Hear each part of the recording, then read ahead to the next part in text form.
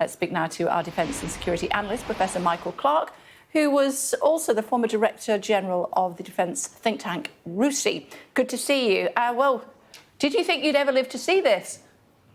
Oh, yeah, it's been communicated in advance quite well. I mean, the Labour Party in opposition said we will conclude within 6 months a bilateral treaty with Germany on defence issues, and they've done it inside 6 months, in about 4 months. It was always on the go. They were talking about it long before the election, and it makes a certain amount of sense. I mean, it will have to come to mean something. But there was a Franco-German treaty in Aachen in 2020. We have a Franco-British treaty, which goes back to 2010, that we've never done very much with.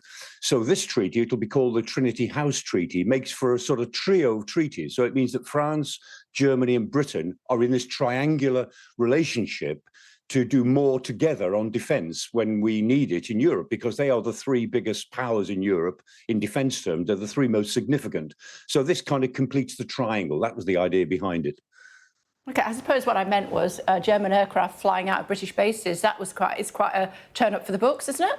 Oh, it's happened before, Kate. And we had German Tornadoes used to fly in South Wales, using the Rangers off Barry, off the South Walian coast. They used to, and German tanks we've had in South Wales firing at offshore Rangers. So, you know, German forces have operated in Britain quite a lot. In this case, these will be P-8 Poseidon aircraft, which are maritime patrol aircraft. The Germans haven't got them yet. They'll get them next year. And when they do, some of them will fly in and out of Lossiemouth, which is where all of our P-8 Poseidon aircraft fly from. So we do all of our maritime patrol from this now big base in Lossiemouth, and the Germans will be part of that. And then there's this idea of Rheinmetall, the German manufacturer, the arms manufacturer, will produce barrels. They'll produce artillery barrels using a Sheffield Forge Master steel at a plant still to be determined in the UK, to produce artillery barrels for new tanks and for artillery systems themselves. How will this help Ukraine? In the long run only. I mean, we need to be doing a great deal more of this. Funnily enough, we talk about artillery shells all the time, the usage. I mean, the Ukrainians have been firing off at the peak of the offensives. They were firing off 10 and 12,000 a day. And interestingly, people forget that it wears the barrels as well. After a few thousand rounds, you have to renew the barrels of all the artillery pieces. Same with tanks. If a tank's been firing a lot of its 120 millimeter shells, you've got to renew the barrel. So producing new artillery barrels is just as important as producing artillery shells.